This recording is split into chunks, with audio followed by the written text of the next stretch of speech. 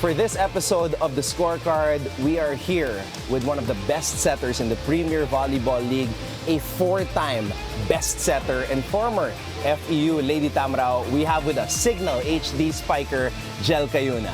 Hello. Jel, maraming salamat sa oras. Thank you so much. Jel, sa ngayon, number 1 ka sa listahan ng mga best setters in the PVL.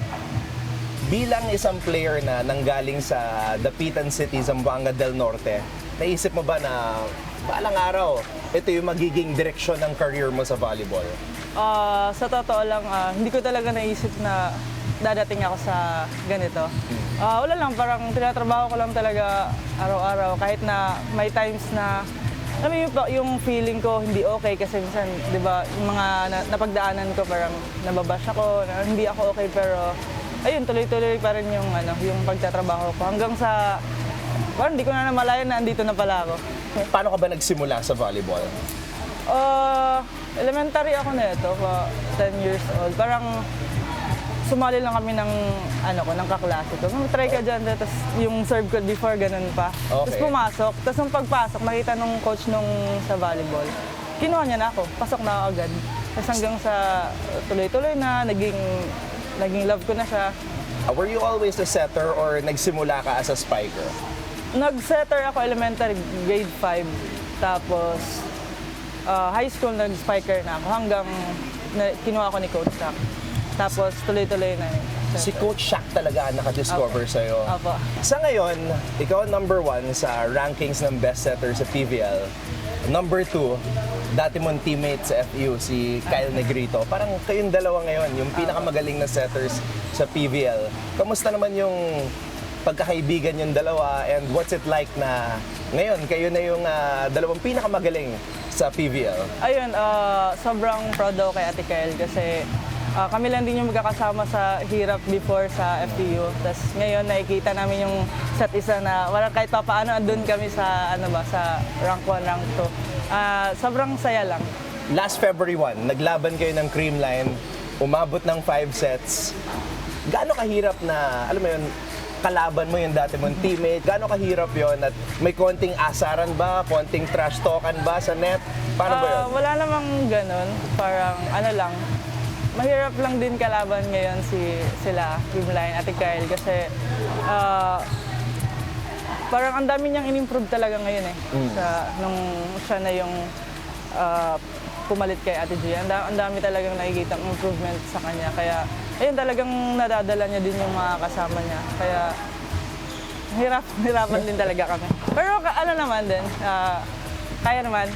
Okay, para sa'yo, ano ba ang pinagkaiba ng isang Jel Cayuna at Kyle Negrito? Pinagkaiba? Yeah. Pangalan. Hindi, pero medyo same kami na parang attacking setter. Okay, attacking setter. Yes. Siguro yung pinagkaiba namin yung teammate.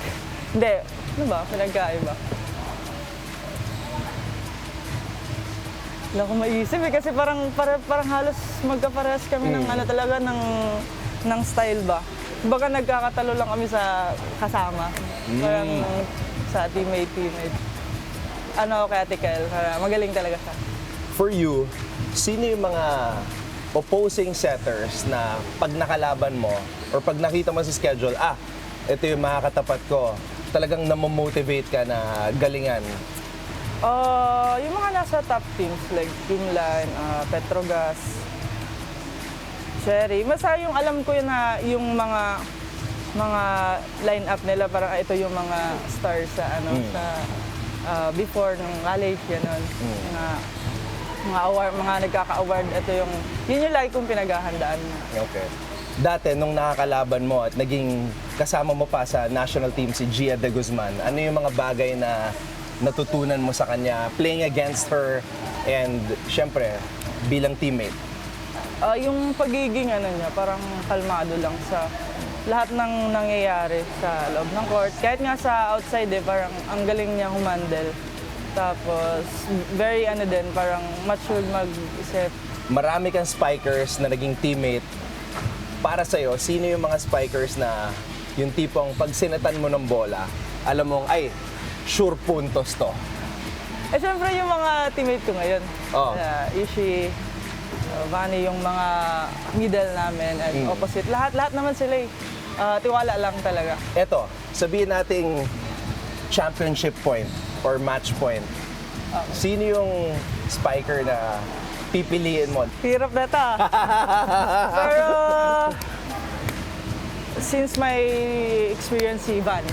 Si Vani. Yeah. Yung improvement ni Vani, sobrang taas, no? From Ateneo days. Ano yung nakikita mo kay Vani sa training na talagang nag-improve yung level ng paglalaro niya? Ang sipag kasi ni Vani, parang everyday siya nag-overload ng, ng receive. And alam mo yun, parang makikita mo siya everyday na pupunta ng training na may purpose. Parang na may gustong i-improve. And hindi lang yung pupunta ng training para matapos lang yung araw na nakapag-ensayo.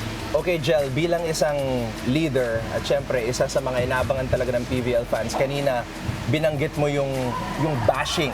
Okay. At syempre hindi maiwasan yun eh. Ikaw, how do you deal with that? Sa totoo lang ngayon, parang wala na talaga siyang effect sa akin. Kasi nagsimula ako mag-volleyball, college pa lang, parang andun ako, parang ang dami ng babash, gano'n. Parang dun pa lang, parang pinractice na ako sa ganyang sitwasyon. So pagdating ngayon sa pro, parang wala na talaga siyang effect sa akin. And alam ko naman na may result kasi na may result akong nakikita. So bakit ako makikinig sa mga diba? And yun nga, tiwala din ako sa mga coaches ko na kayang-kaya pa akong paanuhin. Improve pa yung mga skills ko. Kaya meron pa talaga akong maipapakita na Okay, Jel, ito, huling tanong. Dahil nasa volleyball season na tayo, UAAP, I'm sure ikaw, susuportahan mo pa rin yung FEU. Pwede mo ba ibigay sa amin ang iyong all-time lineup? Lahat ng mga naglaro para sa FEU Lady Tamaraws. Okay. All-time lineup. Siyempre yung mga naabutan ko na. Unang-una, outside hitter. Ate Outside Pons. hitter. MVP. Pons? Okay. Ito ba isa? Ate Jerly Malabanan. Malabanan, okay. Dalawa lang ba? Yes. Okay. So, saan tayo? So, dalawang outside na yon. Next. Sa middle naman. Sed Domingo, okay. Ate Rem Palma. Rem Palma, grabe, angas din ni Rem eh. Opposite naman, Ate Chin Basas. Chinchin Basas. Matibay din yun. Okay. Ano pa ba? Libero. Libero, syempre Buding and Ate Kyle Achelsa. And setter, syempre lalayo pa ba ako? Ate Kyle and ako. Ito, pinakamahirap ha. Coach. Coach? Oo. Oh. Syempre kasi si Coach Chuck yung nakadiscover sa akin. So, Anong pinaka-importanting lesson na natutunan mo kay Coach Shaq de Los Santos? Magkaroon ng disiplina. Kasi ang coaches naman parang ang daming nilang alam, ang daming nilang pwedeng ituro. Pero kung yung player wala kang disiplina, hindi kondisyon yung katawan mo, parang paano mo i-absorb yung ituturo nila? Kung hindi kondisyon yung utak mo, hindi kondisyon yung katawan mo. So, sa pagiging athlete, kailangan mo talaga ng disiplina. Kung may time na magpahinga ka para kinabukasan, all out, 100% yung, kahit training pa lang, nakakapag all out. Ayan. And on that note, you heard it here from four-time PVL best setter, former FEU Lady Tamaraw, Jel Cayuna. Jel, maraming salamat sa oras at good luck sa season. Thank you.